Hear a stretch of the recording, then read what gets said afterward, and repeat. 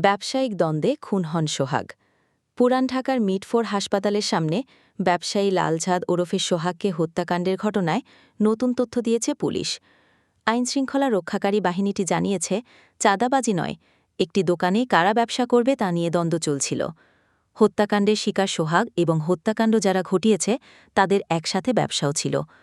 শনিবার ১২ জুলাই ঢাকা মেট্রোপলিটন পুলিশের DMP media সেন্টারে আয়োজিত সংবাদ সম্মেলনে এসব কথা জানান লালবাগ বিভাগের উপ-পুলিশ কমিশনার ডিসি মোহাম্মদ জসিমউদ্দিন।